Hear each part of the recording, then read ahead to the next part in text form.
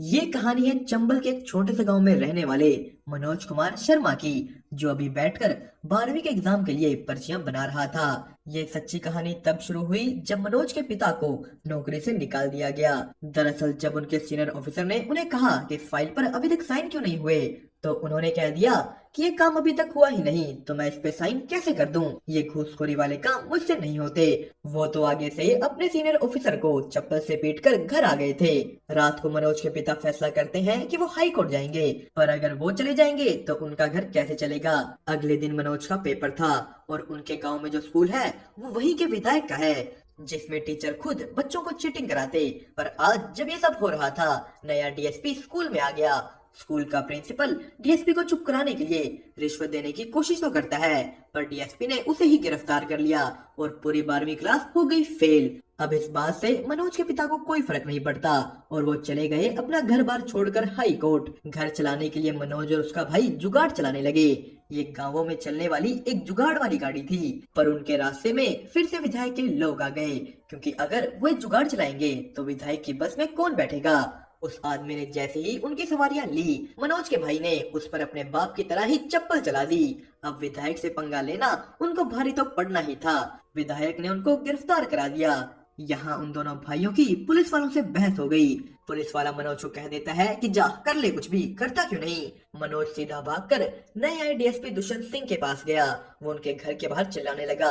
दुष्यंत उठकर उसे कह देता है कि जाओ कल सुबह आना, पर मनोज की जिद देख और पूरी बात सुन वो उसके साथ चलने को राजी हो गए। वो मनोज के भाई को छुड़वाते हैं, यहाँ तक कि वो खुद उन्हें अपनी गाड़ी में बिठाकर घर छोड़कर आए। यहाँ रास्ते में जाते हुए मनोज उनको ही देखे जा रहा था। वो उनसे इतना प्रभावित हुआ कि उसने वही फैसला कर लिया कि वो भी उनकी तरह एक बड़ा ईमानदार अफसर बनेगा। मनोज दुष्यंत सिंह से पूछता है कि मैं आपकी तरह कैसे बनूं, तो उसने उसे एक ही बात कही कि चीटिंग छोड़नी होगी। अगले साल दुष्यंत सिंह का तो ट्रांसफर हो जाता है, पर इस एग्जाम में सब बच्चों ने तो चीटिंग की पर मनोज ने नहीं। वो अपनी मेहनत से 12वीं और बीए दोनों कर लेता है। जिस दिन उसने अपनी बीए की, उस दिन उसकी दादी उसे अपनी जिंदगी की सारी बचाई हुई जमा पूंजी दे देती है कि ले बेटा बन जा बड़ा अफसर और अब गांव वर्दी में ही आना। अगले दिन मनोज निकल गया ग्वालियर के लिए। यहाँ बस में उसके साथ एक औरत भी बैठी थी, वो भी वहीं जा रही है। पर जब ग्वालियर पहुंच मनोज की आंख खुली, उसका बैग वहां नहीं था। कंडक्टर से पूछने पर उसे पता लगा कि वो बैग तो उसके साथ बैठी औरत ले गई। मनोज ग्वालियर की भीड़ में उन्हें देखने लगा, पर वो तो 30 मिनट पहले ही बस से उतर चुकी थी। मनोज के सारे पैसे उसी में थे। वो बिना किसी उम्मीद के रात को जा कोचिंग सेंटर के आगे ही बैठ गया। सुबह हुई तो उसे पता लगा कि भर्ती पर तो सरकार ने 3 साल के लिए रोक लगा दी। अब ना वो ऐसे वापस घर जा सकता, ना बिना पैसे से अपना पेट भर सकता। मनोज ने कई दिन तो भूख बर्दाश्त की, पर एक दिन उसे रुका न गया। वो बस स्टैंड पर एक दुकानदार से खाना मांग लेता है कि आप मुझे खाना खिला दीजिए, आप जो कहेंगे मैं वो काम कर लूंगा। उस आदमी ने उसे खाना दे दिया और यहीं उसे खाना खाते देखा प्रीतम पांडे ने। मनोज खाना खा दुकानदार के पास जाता है कि बोलिए क्या काम करना है। दुकानदार कहता है कोई बात नहीं, पर मनोज अड़ गया कि नहीं आप काम बोलिए मैं करूंगा। यहाँ पांडे बोला कि अरे भाई मैं दे दूंगा तेरे पैसे, और बात करने पर पता लगा कि पांडे भी यहाँ वही एग्जाम देने आया था जो मनोज देने आया था, और अब वो दिल्ली जा रहा है यूपीएससी का एग्जाम देने, जिसे देकर एक आईपीएस बना जा सकता था। मनोज कहता है कि भैया हमें भी अपने साथ दिल्ली ले चलिए, मैं भी यूपीएससी का एग्जाम दूंगा। पांडे ने भी मनोज की जिद देख हाँ कर दी। पर जब वो पहुंचे दिल्ली, इतने सारे बच्चे देख मनोज की तो सारी हवा निकल गई, उसका सारा हौसला टूट जाता है। अगली सुबह पांडे और मनोज गोरी भैया नाम के एक व्यक्ति के पास गए जो खुद आईपीएस की तैयारी कर रहे थे। उन्होंने सबको गाइड किया कि यूपीएससी होता क्या है। यूपीएससी के 3 पड़ाव होते हैं। पहला प्रीलिम्स का एग्जाम, उसको पास करने के बाद मेंस और उस बाद इंटरव्यू। पर ये सुनने में जितना आसान लग रहा है, असलियत में उतना ही मुश्किल भी था। 2 लाख बच्चों में से सिर्फ 25 सीसी आईपीएस बन पाते हैं। गोरी भैया का खुद ये आखिरी मौका था। यहाँ मनोज गोरी भैया से अपनी बात करता है। उन्होंने उसके कहने पर उसे एक लाइब्रेरी में साफ सफाई करने का काम दिलवा दिया, पर कुछ दिनों बाद गोरी भैया का रिजल्ट आया और वो पास नहीं हुए। उन्हें फेल होते देख पांडे ने तो एकदम से ही अपना गुरु बदल लिया, पर मनोज नहीं हिला। इसके बाद गोरी भैया ने अपना एक टी स्टाल शुरू किया, फ्री यूपीएससी गाइडिंग के साथ। यहाँ वो सभी बच्चों को फ्री में पढ़ाएंगे। मनोज यही पढ़ने लगता है। प्रीलिम्स का पेपर आया पर मनोज पास नहीं हुआ। गोरी भैया उसे कहते हैं कि रीस्टार्ट, मतलब दोबारा से पढ़ो, दोबारा से सब करो। एक दिन ऐसे ही मनोज चाय ले जाते हुए मिला पांडे के नए गुरु दीप मोहन से।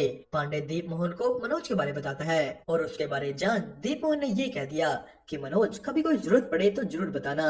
अब ये बात सिर्फ एक लाइन है, ये चीज मनोज को नहीं पता थी। अगले दिन पांडे का एक और नया दोस्त मनोज को देखकर कहता है कि यार मुझे बुरा लगता है इन जैसे लोगों के लिए। ये लोग यहाँ भेड़ बकरियों की तरह आईपीएस बनने तो आ जाते हैं पर फिर पढ़ाई के अलावा हर तरह की मजदूरी करते हैं। ऐसे कहाँ ही ये आईपीएस बन जाएंगे। ये बातें यहाँ गौरी भैया ने भी सुन ली। वो जवाब में कहते हैं कि हाँ सही कह रहे हो तुम, ये सब चले आते हैं भेड़ बकरियों की तरह, कुछ नहीं होता इनके पास, पर इनके पास जज्बा होता है, जज्बा हर काम करके अपने सपने पूरे करने का। इसी के साथ मनोज का दूसरा अटेम्प्ट आ गया और उसने अब की बार प्रीलिम्स क्लियर कर लिया। गौरी भैया पांडे सब ये जान खुश हुए। मनोज मेंस की तैयारी करने के लिए कोचिंग सेंटर ज्वाइन करने जाता है। यहाँ के लिए भी उसके पास पैसे पूरे नहीं थे तो वो कहता है कि मैम प्लीज मैं हर काम कर लूंगा, मैं आपके पैसे पूरे कर दूंगा। तो उन्होंने उसे काम दे दिया। उसने यहाँ कुछ फोटो देखी और जोर से कहा कि मैम दीप मोहन सर तो यहाँ पढ़े ही नहीं, उन्होंने तो कोचिंग ली ही नहीं। तो कोचिंग सेंटर वाली मैम कहती है कि ये सब ऐसे ही होता है, हम इन्हें पैसे देते हैं। पर मनोज की बातें एक लड़की श्रद्धा ने सुन ली थी। उसके पूछने पर मनोज ने आगे से सब बता दिया। श्रद्धा और मनोज दोनों इस कोचिंग सेंटर से चल देते हैं। जाते जाते उन दोनों का इंट्रोडक्शन हुआ। मनोज ने अपना नाम और ये बात कि वो यहीं लाइब्रेरी में पढ़ता है श्रद्धा को बता दी। वो इस आस में था कि वो उससे मिलने आएगी और हुआ भी ऐसा ही। यहाँ मनोज के हाथ में एक इंजीनियरिंग की किताब थी तो श्रद्धा को लगा कि वो एक इंजीनियर है। मनोज ने भी आगे से हामी भर दी। श्रद्धा मसूरी से यहाँ पीसीएस का एग्जाम देने आई थी। तभी श्रद्धा को पता लगा कि मनोज लाइब्रेरी में काम भी करता है पर उसे इस बात से फर्क नहीं पड़ा। उन दोनों ने साथ में ही एक नई कोचिंग ज्वाइन कर ली। यहाँ उनके टीचर ने मनोज की तारीफ भी की कि वाह भाई क्या ऐसे लिखा है तुमने। उन्होंने उसे एक चॉकलेट दिया और उसने आगे से वही दे दिया श्रद्धा को।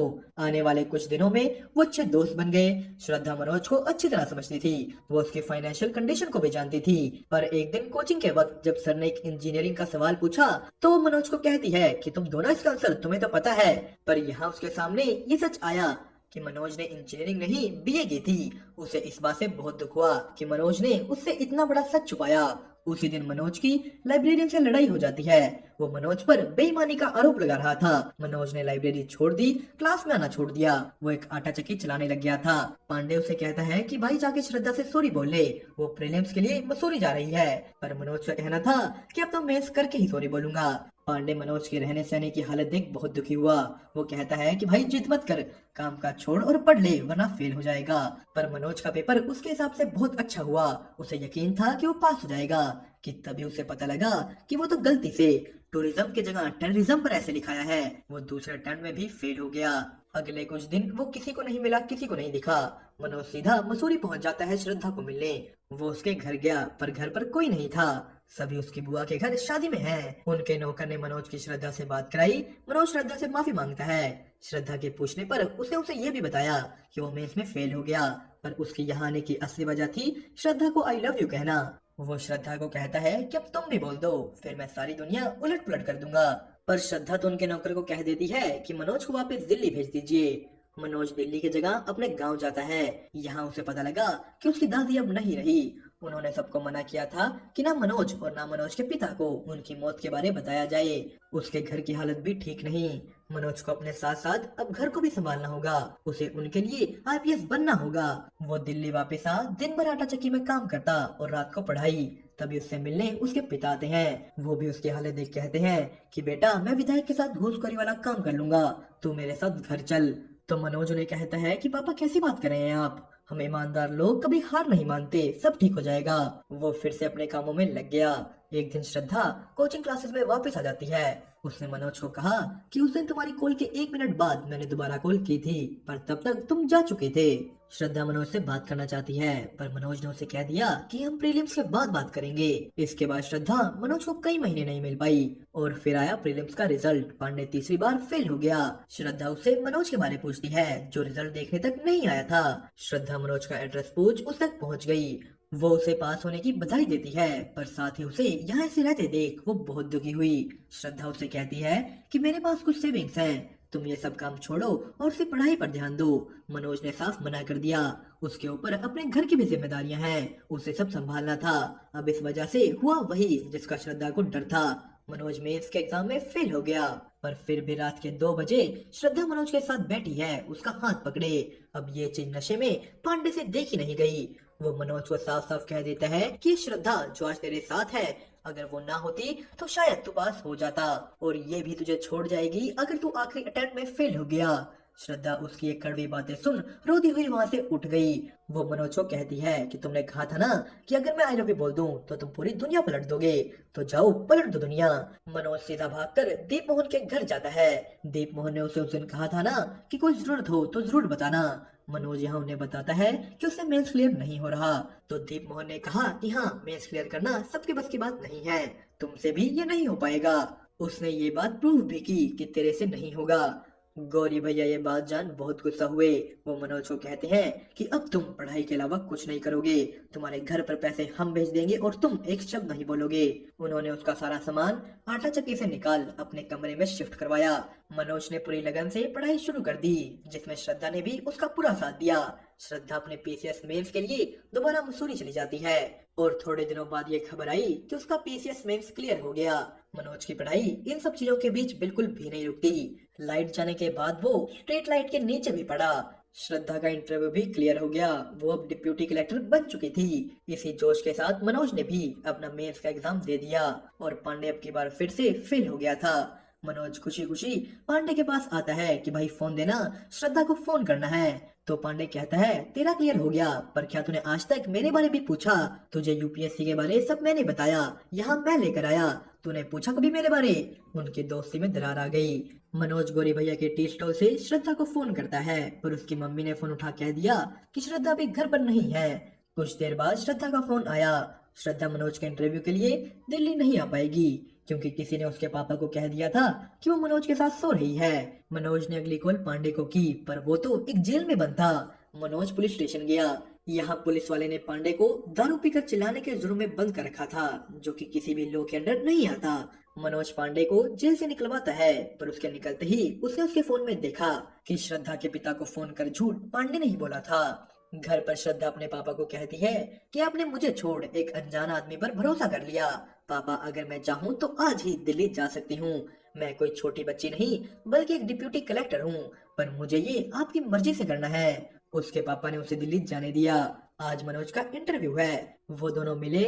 श्रद्धा ने मनोज को पूरा तैयार किया। इंटरव्यू से पहले मनोज पांडे को मिलने जाता है, क्योंकि वही तो उसे यहाँ तक लेकर आया था। वो उसे थैंक यू कहता है। उसने भी श्रद्धा से माफी मांगी। श्रद्धा ने उसे मजाक में कहा कि तुम झूठी बातें इतनी सच्चाई से बोलते हो, टीवी पर रिपोर्टर बन जाओ ना। श्रद्धा और मनोज दोनों इंटरव्यू के लिए निकल गए। श्रद्धा मनोज को एक लेटर देती है कि इसे अकेले में पढ़ना। मनोज इंटरव्यू देने निकल गया। एक हॉल में बैठकर वो अपनी बारी का इंतजार कर रहा है। वो एकदम सुन पड़ गया। उसकी बारी आई। जाते जाते पियानो से कहता है कि अंदर जाकर ये मत बोलना कि तुम 12वीं फेल हो, कोई अच्छा बहाना बना देना। पर मनोज ने तो सीधा जा सच बोल दिया कि उस साल हमारे स्कूल में चीटिंग नहीं हुई और पूरा स्कूल फेल हो गया। ये सुनते ही वहाँ के चेयरमैन मेहता ने कह दिया कि थैंक यू, अब आप जा सकते हैं। वो उठा, पर जाते हुए एक औरत ने कहा कि बाहर वेट कीजिएगा। यहीं खड़ मनोज श्रद्धा का दिया लेटर पढ़ता है, जिसमें लिखा था कि तुम चाहे आईपीएस बनो चाहे ना बनो, मैं हमेशा तुम्हारे साथ हूँ। मनोज को अंदर बुलाया गया। उसने अंदर जा अपने स्कूल के बारे सब बताया, और बताया कि कैसे वो दुष्यंत सिंह से इंस्पायर हुआ। मनोज ने अच्छी तरह अपने आप को प्रेजेंट किया, पर चेयरमैन मेहता को उसकी बड़ी बड़ी बातें अच्छी नहीं लगी, और उन्हें इस बात से भी प्रॉब्लम थी कि वो हिंदी मीडियम है। उसने तो उसे जाते हुए टाइम वेस्ट तक कह दिया। 1.5 महीने बाद श्रद्धा जबरदस्ती मनोज को रिजल्ट दिखाने लाती है। वो तो यहाँ आना ही नहीं चाहता था। भरी भीड़ में जब गेट खुले, मनोज के अंदर इतनी हिम्मत नहीं थी कि वो जाके रिजल्ट देख ले। श्रद्धा ने रिजल्ट देखा और देखते ही वो रोने लग गई। उस दिन मनोज के जाने के बाद बाकी मेंबर्स ने उसकी सिलेक्शन के लिए हामी भरी थी। मनोज आईपीएस बन जाता है। वो दोनों रोने लगे। गौरी भैया, पांडे सब वहां गए। पांडे की ये पहली रिपोर्टिंग थी। गांव में उसके घर वाले, उसके पिता सब खुश हुए। वो वर्दी पहन सबसे पहले दुष्यंत सिंह से मिलने जाता है। उनकी भी छाती उसे देख गर्व से फूल गई। श्रद्धा और मनोज की शादी हो जाती है, और इसी के साथ हमारी मूवी 12वीं फेल हुई यहीं पर खत्म। दोस्तों, आपको इसकी एक्सप्लेनेशन कैसी लगी हमें कमेंट करके जरूर बताना। साथ ही साथ वीडियो को लाइक और चैनल को सब्सक्राइब करना मत भूलिएगा।